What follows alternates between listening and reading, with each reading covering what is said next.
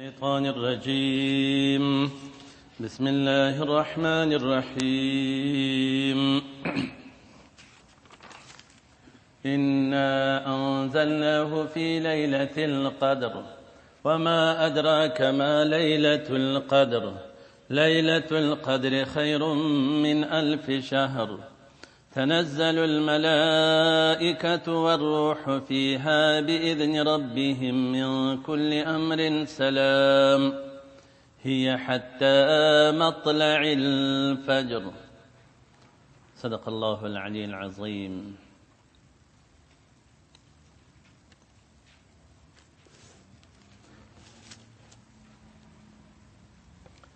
سورة القدر دا سورة مبارك مكي دي، په مکه معظمه کې نازل شوی دی. 15 آیاته فقط لري، 10 کلمې پکښې کې دي، 112 حرفه پکښې دي. او په فضیلت کې د دې سورت مبارک خو نو بیخي ډېر ښایسته سورت دی. حدیث شریف کې راځي و که چا سورت قدر شریف ووایه خدای پاک به ورکړي د اجر د مزدوریې څخه لکه هغه څوک چې روژه یې نیولي، یعنې بسته روژې ثواب به په یوه تلاوت سره خدای پاک به انا انزلنا صورت ثوابونه ورکړي.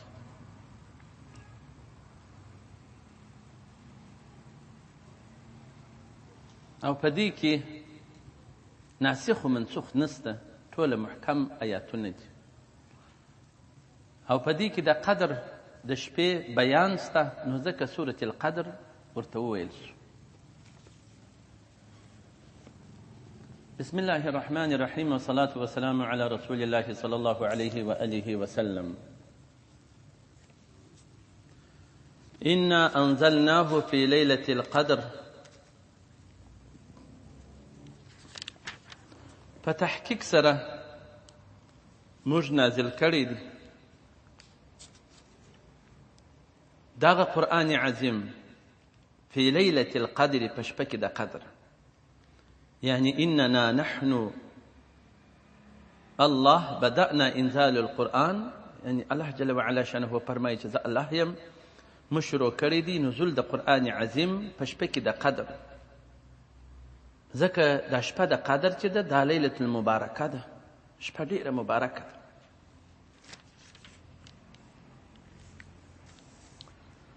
وما ادرا چش پو کړی یې که ته او نبي علیه السلام مبارکه چې ما چش د لیلة القدر، شپه د قدر.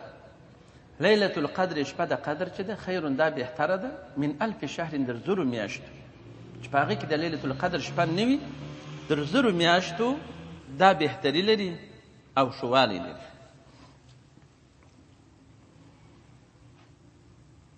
تنزل الملائکه، نازلیږي په دغه شپه کې ملائکه، والروح حضرت جبریل امین علیه السلام فيها په دا شپه کې باذن ربهم، په امر اذن سره د رب جل جلاله، من کل امر، په هر امر سره چې د هر انسان په دې دنیا کې کم امرونه چلیږي در بله کاله، په دغه لیلة القدر شپه کې هغه سپارل کېږي ملایکو ته.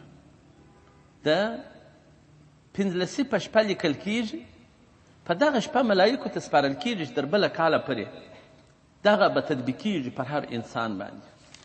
او سلامونه به وي د طرفه د ملوکو د هر مسلمان سره مخامخ کېږي، سلام پر ادا کوي. حتی مطلع الفجر، تر څو چې راخېږي سپېدې، تر صبح صادق تر وخته پورې دغه مبارکه شپه ده، عبادت پکښې مبارک ده. او دا تر 1000 میاشتو بهتره ده. لیلة القدر خیر من 1000 شهر، دا شپه د قدر دا بهتره ده تر 1000 میاشتو. 1000 میاشتې درو اتیا کاله و تقریبا 4 میاشتې کېږي. در دې ټولو دغه میاشت مبارکه در نورو میاشتو در نورو شپو دغه شپه ډېره په فضیلت کې ده چې د درو اتیا کالو ثواب الله جل جلاله ورکوي. او د دې په شان نزول کې راځي چې په بني اسرائیلو کې یو سړی و، د خپله زغره و توره واخیستل، د خدای پاک په لاره کې 1000 میاشتې جنګېدی. نو ډېر مسلمانان په تعجب کې پاته شول چې دونه ډېر عمر چې یوازې دی جنګېدي، زموږ خو دونه عمرونه نه دي. نو نه کې پر د خپل عمر باندې نو کې داسې سره ناامیدي ورته ودرېدل نو الله جل جلاله دا آیات مبارک نازل کړي چې موږ نازل کړي دي دا قرآن په شپه کې د قدر. وما ادراک ما لیلة القدر، څه شپو کړی یې ته چې هغه لیلة القدر شپه څه شته؟ لیلة القدر خیر من الف شهر، شپه د قدر چې د هغه ښه ده در زرو میاشتو. نو الله جل جلاله مؤمنانو دې امت ته دغه یوه شپه تر زرو میاشتو بهتره ورکړل او په برخه یې کړل.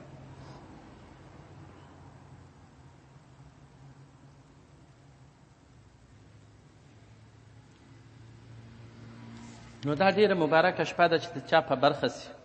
امام احمد نسائی دا حدیث را نقل کړی دی، رسول کریم صلی الله علیه وسلم فرمایلی دی په شان کې د روژې چې روژه مبارکه راله، قد جاءکم شهر رمضان، تاسو ته راله شهر رمضان، شهر مبارک افترض الله علیکم صیامه، فرض کړي چې الله جل جلاله پر تاسو باندې روژه د دې میاشت.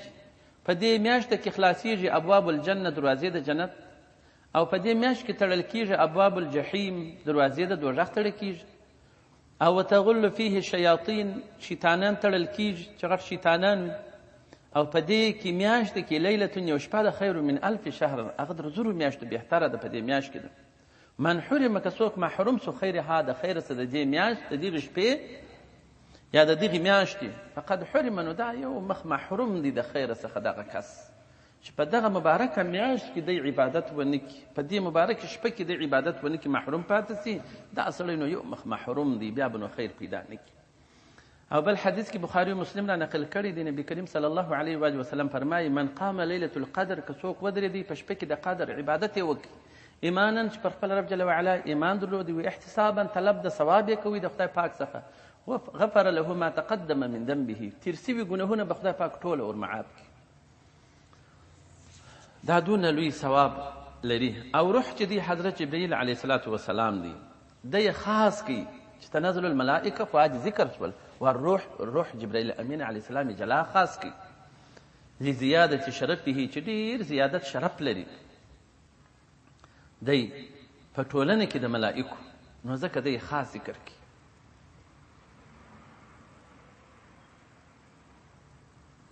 نو بیا په دغه شپه کې چې دا ملک راځي خاص په عابدانو پسې ګوري، نو بیا دوی وایي داسې دا مؤمنان چې ښه عبادتونه کوي ډېرې خوشحاله سي، هسې عبادتونه وویني چې دوی په اسمانو کې وایي نه دي لیدلي، نو په دې وجه باندې وایي ډېر خوند ورکړي دا ملکو ته، او دوی واوري هغه ژړاوي فریادونه د ګناهکارانو چې خدای پاک ته یې کوي. ځکه الله جل جلاله ته هغه زګیروی د هغه چا چې یو خطا کې یو ګناه ځنې سوي او بیا خدای پاک ته زګیروی وي ژاړي، وایي دا خدای پاک ته دا زګیروی خوښ دی تر تسبیحاتو د یو چا چې هغه تسبیحات ورته وایي. نو خدای پاک ته ژړا، خدای پاک ته توبه کښل، د خدای پاک څخه مغفرت غوښتل، دا نهایت ته لویه مرتبه لري، او ورژړا ورته فریادونه. نو ځکه دغه تفسیر منیر هم د هغه خبره راخستې ده چې ویسمعون انین العصات، دوی اوري هغه زګیروی د سرکشو، الذي هو احب الى الله من زجل المسبحین، چې سبحین ناري وي در هغه د دغه زګیروی د ګناهکارانو خدای پاک ته خوښ. نو دوی باره ملک سره وایي تعالوا تسراسي نسمع صوتا، موږ یو غږ اورو د یو چا، هو احب الى ربنا من تسبیحنا، هغه دا غږ زموږ رب ته دونه خوشتره او محبوب دی چې زموږ در تسبیحات ورته محبوب دی. تسراسي دا عجبه غږ دی. ملک یې پر راټولي سي پر هغه ګناهکاره سړي چې هغه خدای پاک ته توبه کاږي، بغارې ورته وي، زګیروی یې وي.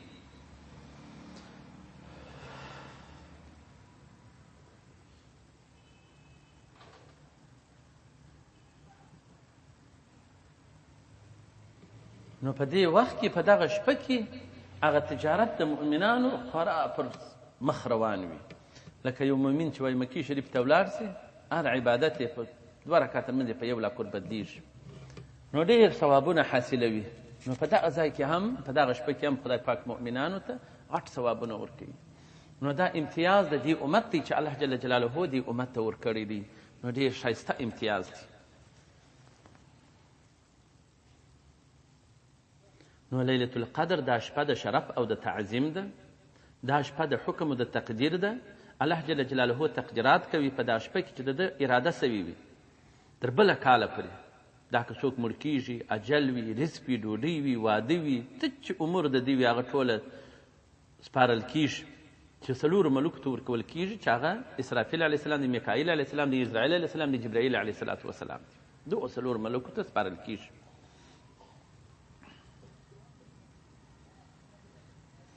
او دا ملکې چې را شوه کېږي یو خو سلامونه اچوي پر دې مؤمنانو باندې.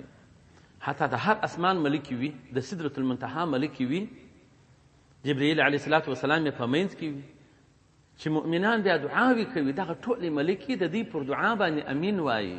دا څونه د دعا بیا څونه ښایسته ده. دعا کې خو نو هر شی څوک غواړي، نو ملکو امین او د دعا د مؤمنانو چې موافقه سي هلته په دربار کې د خدای پاک قبلیږي. تر سپېدو پورې دغه سلسله شروع وي. په دغه شپه هم خلک بعضې انسانان د ویشتم شپه وي یا تاک شپو کې راغلې ده. په دا روژه کې زموږ خلک دونه غافله په ورکو باندې به اخته وه، پر د سړکانو به لا ناست هېڅ باکې نه پکوي، لکه دی چې آخرت نه لري یا نه مړ کېږي یا ګټې ته ضرورت نه لري. نو دوی نازلېږي په دې شپه کې د قدر بامر ربهم من اجل كل امر قدره الله وقضاه في تلك السنة الى قابل، د بله کال.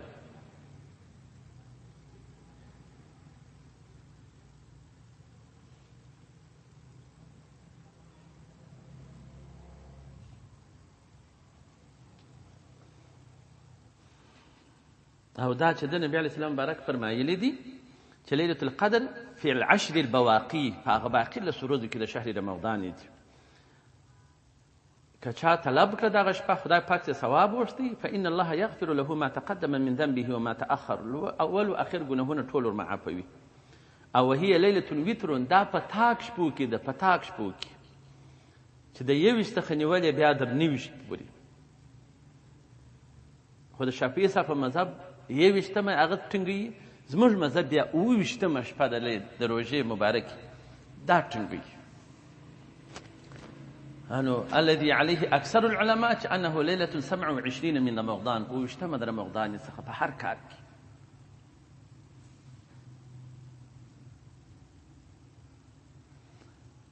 او عبدالله ابن مسعود رضی الله عنه که څوک ګرده شپه ګرده کلو کې ګرده کار هله شپه عبادت وکړي، خدای پاک به ثوابونه د لیلة القدر ورکړي، ورسره مخامخ بس.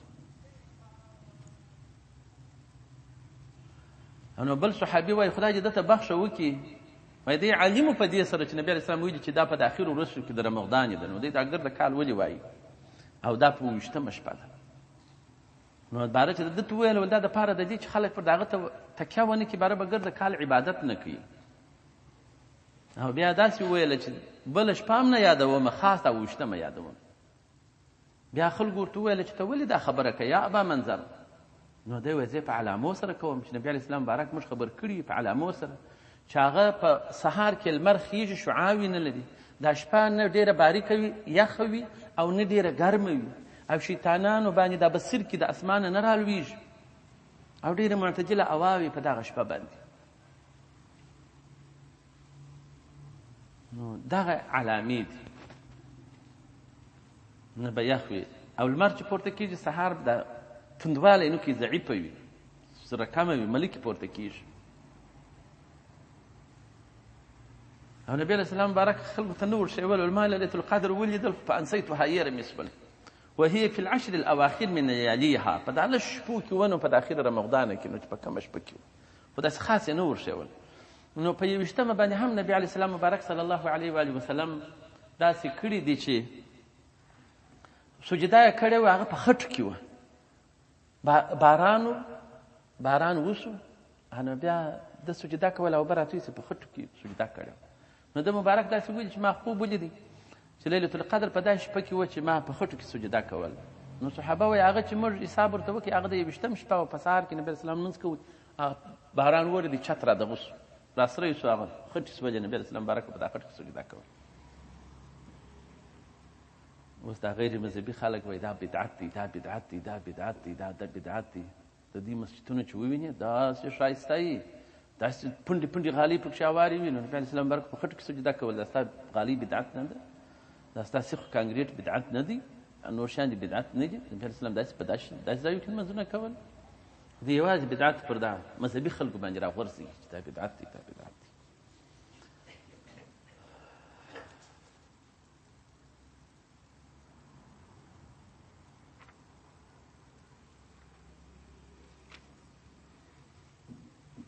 نو حکمت وایي دا دی چې دا په ټوله کال کې تخصیص نه دی راغلی بیا هم چې دغه شپه دي.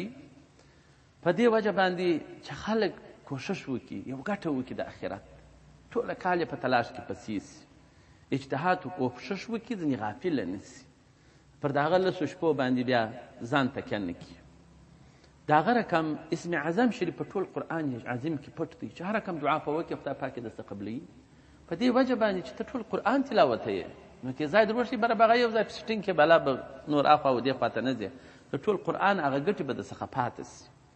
د جمعې په ورځ یو ساعت ستا د قبلونې هم داسې نامعلومه دي، هم د دپاره ده چې ټوله جمعه ته د خدای پاک ته زارۍ وکړي، عبادت ورته وکړي. په دې وجه باندې دا پټ دی. او د ټولو مسلمانانو کې دننه اولیاء الله چې د خدای پاک خاص دوستان دي دا پټ دي، خدای پاک پټ کړي دي دپاره د دې چې داسې نه وي چې ته د نورو انسانانو بیا تعظیم ونه کړې، بل که هر مسلمان ته به په نظر د تعظیم و د عزت ګورې چې نه دا ولی د خدای پاک نه نو ولی د خدای پاک خو سړی نازوي ښه ورسره کوي. زموږ خلک دي بس ډېر ښه ډول په لاس ورکړه، بس د خدای په اولیاو پسې هم خبرې کوي، په علماو پسې هم خبرې کوي، په سیدانو پسې هم خبرې کوي. دا نقیب صاحب مبارک دی کورنۍ د نیم افغانستان یې موریدان دي، نیم پاکستان یې موریدان دي، په ټولو دنیا په ممالکو کې د دوی موریدان شته. او نقیب صاحب مبارک امان الله خان باچا په وخت کې حبیب الله خان راغوښتی و، خو نقیب امان الله خان باچا باره پر کامیاب شو، د عراق یې راوستی، ایحت یې علیده پسې ور واستوي، خپل کور یې ورکړي په جلال آباد کې، خپل ځایونه یې ټول ور پرېښول. دا ټول افغانستان شپنژري خلک یې مني چې دا سیدان دي، د نبي علیه السلام مبارک اولاد دي، تعظیم یې کوي. د وخت څخه یو اتیا کاله تقریبا کېږي چې نقیب صاحب مبارک راغلی دی د عراق د پلاني پیر صاحب مبارک د درباره څخه. دا مشرانو یې دا اوسه پورې تعظیم کاوه، مګر نن ورځ چې غیر مذهبي خلک ډېر سوه، د هغو اثر ډېر سو، اوس نو دا بد خلک سول چې یو تهمت نه وي هغه پر تړي. حتی په دا نیټو کې داسې کړي دي دغه د بل چا وي، بدن د بل چا وي، د ده سر یې پرېښی وي، ګوره دا چمونه کوي، هېڅ تهمتونه یې افترا وي. 60 کاله 40 ملکه کفر دلته و، داسې بد یې نه پسې ویل، ولې بیرېدل؟ د خدای او رسول څه بیا نه بیرېږي چې د خدای د رسول پسې ولې زه دونه بدې خبرې وکړم؟ نه په هېڅ نه یو امریکایي، نه د یهودي، نه د نصراني، هېڅ چا په دا ټلیفون کې غږ پسې ونه کوي چې زموږ دومره انسانان د ورځې رامري راوژني، دومره ظلمونه کوي، ولې خو ظاهره بیا د دې څه بیرېدی؟ هېڅ شی نه پورته کول. نن ورځ چې د خدای د رسول اولاد دي په هغه پسې نو هر څه خوله ایله کړي. اوس یې ګسره داسې کوي چې دا ګسره کافران دي وایي. او نبي علیه السلام مبارک زما په اولاد کې کافر نه پیدا کېږي د ورځې پر د قیامت، چې ماضي کلمه وایي وایي زه شافعي یم. او الله جل جلاله فرمایي یرید الله، اراده لري خدای پاک لیذهب عنکم الرجس، چې بوځي له تاسو څخه پلیتي د ګناو اهل بیت او اهل بیت د نبي علیه السلام مبارک. بخاري شریف حدیث دی ارقبوا محمدا فی اهل بیت، تاسو لحاظ مرعت وساتئ د محمد صلی الله علیه وسلم په شان کې د اهل بیتو د اولاده ده، یعنې د هغه لحاظ وخت دي ته بد مه وایاست، دې سره عناد مه ساتئ. بل حدیث کې راځي چې زما د اولاد سره بغض و عداوت نه کوي الا المنافق، منافق یې کوي. او دا علامې دي چې په آخره زمانه کې به در صفا خلکو منافقین ډېر وي، لمونځ به در سره کوي، روژه به نیسي، مګر په سر کې بې ایمان نه وي. نو دا خلک خود هر څه وایي. او خدای پاک فرمایي واذا جاءکم فاسق بنبین فتبینوا، کوم وخت چې یو فاسق تاسو ته یو خبر راوړي فتبینوا، ته ښه تحقیق کوئ. دا خلک د اوسه دلیل نه دي پراته چې اوس راله د امریکایانو یا انګریزان شول، دا یو اتیا کاله کې چې د دې پراته دي. او نور مشرانو راوستلي، ظاهر شاه به د وزیرانو سره پر څلورو ورتلي د دې دربار ته، دونه عزت و تعظیم یې کاوه. او زموږ خلک خولې ایله کړي، بس هر څه چې وویل هغه وویل، بې تحقیقه د یو د بل بل داسې ولا بل داسې کول باله. خو دا ګرد په سر کې ایمان وي یا منافق وي یا د مذهب وتلي دا بل بلاوي خلک د هغه اولیا نه مني ګر سره. نو الله جل جلاله فرمایي من عادا لي وليا فقد اذنته بالحرب، که چا زما د ولی سره دښمني شروع کړله زما اعلان دی هغه ته په حرب او جنگ سره. نو دوی د خدای پاک د جنگ سره جنگ ته اوس ملا تړلې ده چې د خدای پاک سره جنگ دا خلک چې داسې بهتانونه وي افترا وي چې پر خوله ورځي هغه شیان وایي. دا اوس فی الحاله دغه 6 ورځې به کېږي چې دی تللی دي داسې د ورځې 21,000 انسانان بیعت ورسره کوي، په طریقت کې داخلیږي 21,000 انسانان. و اته مجلس دی کوي، په هر مجلس کې چې دی ورځي دغه انسانان راجم وي 15,000 و 6,000 و 4,000 دا ګرد په پلاسه بکان دغه دې نسي زغملی چې دا ولې دونه تعظیم کېږي، دا ولې دونه عزت کېږي. دا ولې دونه مریدان نیسي؟ نو دا خو د نبي علیه السلام په خاطر باندې کوي، داسې محبت یې ورسره کوي، داسې مینه یې ورسره کول، په سر و مال باندې ورته ولاړ د نبي علیه السلام په خاطر باندې، د هغو د سترګو په خاطر باندې. د هغه پیر ابراهیم هغه 14 لمسی د پیراني پیر صاحب مبارک دی، 11 بچی د نبي علیه السلام مبارک دی. هغه شجره یې په 10 کتابو کې په تواتر سره ثابته ده چې اصل سیدان حسني او حسینیان دي. نو نبي علیه السلام مبارک ته به څه جواب ورکړي؟ دا 9 نفره په افغانستان کې وتسې نه سوی زغملی، او 15 لکه کفر یهودو نصارا 20 کاله وزغمل، داسې هېڅ نه پسې ویل چې هغه زموږ دښمنان و، د خدای دښمنان و، د قرآن دښمنان و.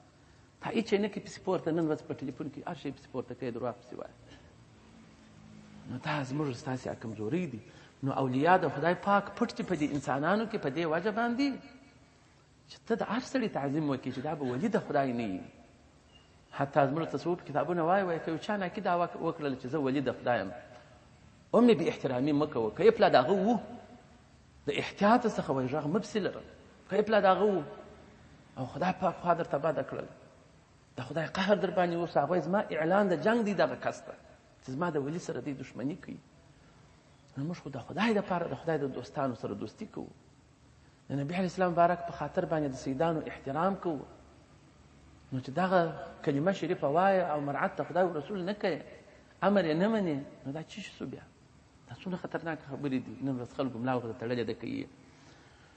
نو دغسې دغه ولي د خدای پاک هم په دې انسانانو کې پټ او ورک دي د دغه دپاره. او صلات الوسطا بیا په دا 15 لمونځو کې ورک دي چې ټول خلک به 15 سره لمونځ وکړي په دې نیت باندې چې حافظو علی الصلوات والصلات الوسطا، په لمانځه میانه باندې. میانه لمونځ هر یو دی چې تی کوي، نو به ګرده کوو بر میانه لمونځ کې خپله داخلیږو.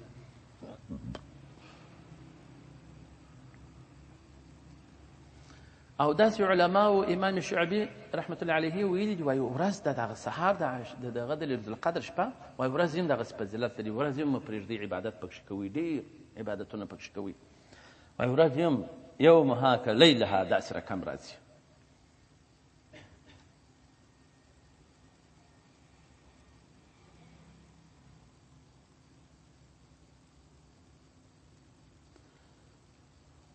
او څوک چې په دغه شپه کې د ماخستن لمونځ ښه په جماعت وکړي او نور یې څه عبادت وکړي، وایي الله جل جلاله بیا د لیلة القدر شپې څخه دی برخورداره کړي، ګویا کې یو څه ګټه و برخه د لیلة القدر د شپې څخه اخیستې ده.